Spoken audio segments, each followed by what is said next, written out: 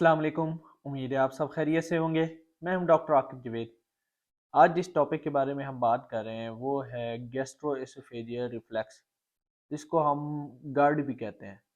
तो बेसिकली ये एक डिजीज़ होती है जिसमें ये होता है कि हमारी जो खुराक की नाली होती है, जिसको हम एसोफेगस कहते हैं, तो इसके बेसिकली दो स्फिंक्टर होते हैं, मतलब ए वाल टाइप होते हैं इसके। एक ऊपर होता है और एक नीचे होता है।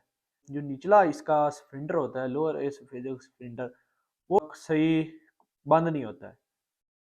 तो इस वजह से जो, जैसे कि आप सब जानते हैं कि हमारे जो मैदा होता है उसके अंदर एसिड मौजूद होता है। वहाँ का जो मीडियम होता है वो एसिड होता है, क्योंकि वो एसिड की वजह से ही हमारी खुराक डाइजेस्ट होती है। तो इसलिए जब वो नीचे वाला जो हमारा स्फिंक्टर होगा ये खुराक की नाली का, तो वो अगर सही क्लोज नहीं होगा तो जब भी हम खाना खाते हैं तो उसके बाद हमें जो सीने में दर्द वगैरह या जलन वगैरह फील होना शुरू हो जाएगी। तो वो इस वजह से होती है बेसिकली कि वो जो एसिड होता है उसका रिफ्लेक्स ऊपर, ये जो हमारी नाली होती है एसोफेगस जिसको कहते हैं, तो इसकी तरफ मूव हो रहा होता है। तो जिसकी वजह से हमें यहाँ पे जलन फील हो रही होती है। तो अब हम बात करते हैं कि ये मतलब कि किन किन कंडीशंस में ये हो सकता है।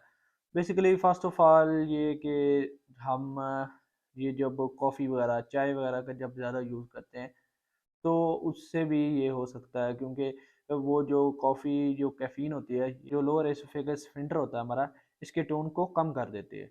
उसके अलावा चॉकलेट वगैरह जो हम यूँ खाते हैं तो उसकी वजह से भी हो सकता है, या हमारी आदत होती है कि हम खाना खाने के फ़ौरन बाद लेट जाते हैं।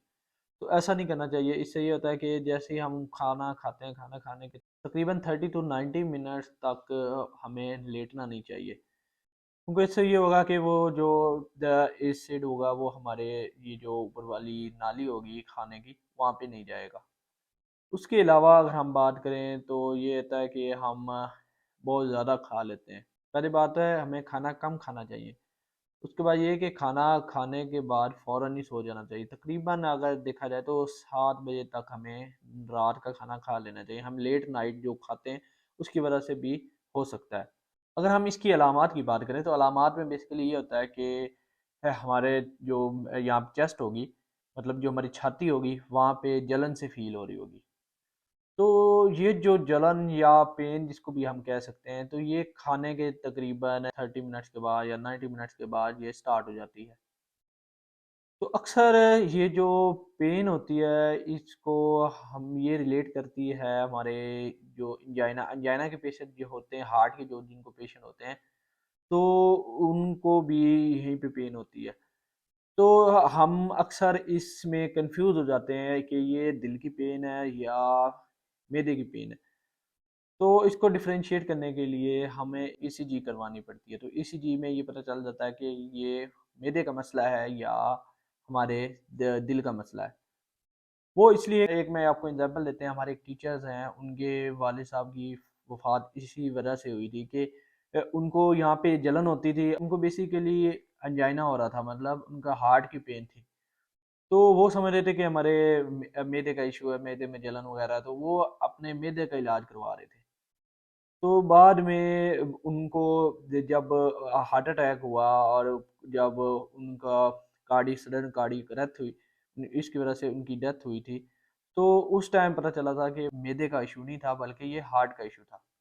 तो इसलिए अगर आपको इस तरह की कोई जलन वगैरह या पेन वगैरह हो रही हो तो फ़ौरन डॉक्टर से रुजू आपने करना है, ताकि टाइमली पता चल सके ये आपका जो पेन है ये आपका मैदे का है या आपका दिल का है। तो ये भी एक मेन पॉइंट था, मैंने कहा आप उससे शेयर कर दूँ। उसके बाद इसमें हम खांसी वगैरह भी देखेंगे और हमारा साँस वगैरह जो होगा, मतलब हमारी जो आवाज़ होगी वो ख़ास तौर पे मॉर्निंग में थोड़ी-सी चेंज हो जाएगी। उसके अलावा इसमें अगर बात करें तो हम अपना हमारा जो मुँह का जायका होगा वो भी कड़वा-सा हो जाएगा। तो ये कुछ अलामात हैं इसमें जो हम देखेंगे। उसके बाद अगर हम इसकी इन्वेस्टिगेशन के बारे में बात करें, मतलब इसके डायग्नोज़ करने का तरीका देखें कि कैसे पता चलेगा कि ये GERD है या कुछ और है। तो इसके लिए सबसे पहले तो हमें अपना पीएच का लेवल चेक करवाना पड़ता है। पीएच का लेवल देखेंगे कि उसकी क्या कंडीशन है, वो एसिडिक है या बेसिक है, तो वो उसके उसके ज़रिए हम इसको डायग्नोज कर सकते हैं। या उसके अलावा एक मेथड होता है जिसको हम कहते हैं ईजीडी विद बायोप्सी, तो इसके ज़रिए भी हम इसको डायग्नोज कर सकते हैं। इसके अलावा अगर हम इसके इलाज के बारे में बात करें तो इलाज में सबसे पहले तो मेन आपने अपनी लाइफस्टाइल की मॉडिफिकेशन करनी है। फॉर एग्जांपल आपको जैसे कि मैंने बताया था कि कौन कौन सी चीज़ इसको वर्स कर सकती है। फॉर एग्जांपल अगर आप चाय वगैरह का इस्तेमाल करते हैं तो उसको थोड़ा सा कम कर दें, कॉफ़ी का यूज़ कम कर दें।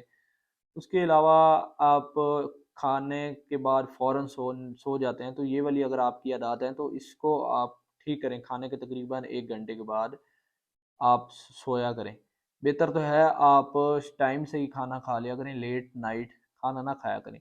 उसके बाद दूसरी बात ये कि आप ये करते हैं कि जब सोते हैं अक्सर लोग, तो वो अपने सर को मतलब सिराना जो होता है वो थोड़ा-सा उनका छोटा होता है और वो सही लेट नहीं पाते हैं। तो उनको चाहिए थोड़ा-सा अपना जो सिराना होता है वो ऊँचा रखें, ताकि जो हमारा ये वेदा हो और हमारा जो सर हो, तो इसका थोड़ा-सा लेवल जो होगा वो मेंटेन रहेगा, ताकि ये जो एसिड होगा ये ऊपर की तरफ मूव नहीं होगा। तो ये कुछ लाइफ़स्टाइल मॉडिफ़िकेशन है। अगर किसी का वेट वगैरह बढ़ा हुआ है तो उसको चाहिए कि अपना वज़न कम करे। तो ये कुछ लाइफ़स्टाइल मॉडिफ़िकेशन है, तो ये करनी चाहिए। उसके बाद इसमें हम पीपीटी इनहिबिटर देते हैं, प्रोटॉन पंप इनहिबिटर। ये कुछ मेडिसिन होती हैं, ये देते हैं। उसके अलावा H2 ब्लॉकर्स वगैरह ये देते हैं, जिसकी वजह से हमारे ये जो एसिडिटी होती है इसको थोड़ा-सा कम दिया जाता है। एंटी एसिडिक दिए जाती हैं ड्रग्स। तो उससे ये जो एसिड मीडियाज़ होता है इसको थोड़ा-सा कंट्रोल किया जाता है। उसके अलावा अगर इन सब मेडिकेशन से फ़र्क ना पड़े तो फिर हमने सर्जरी करनी होती है। तो ये इसका मतलब लास्ट ऑप्शन होता है। तो ये था गार्ड्स के बारे में। उम्मीद है आपको इसके बारे में क्लियर हो चुका होगा। मिलते हैं नेक्स्ट वीडियो में एक नए टॉपिक के साथ। मेरी वीडियो को ज़्यादा से ज़्यादा शेयर कीजिएगा, ताकि ये जो नॉलेज है ये मुख्तलिफ लोगों तक पहुँच सके, उन लोगों तक जिनको इस चीज़ की अवेयरनेस नहीं है। उम्मीद है आपको इसके बारे में क्लियर हो चुका होगा। मिलते हैं नेक्स्ट वीडियो में एक नए टॉपिक के साथ।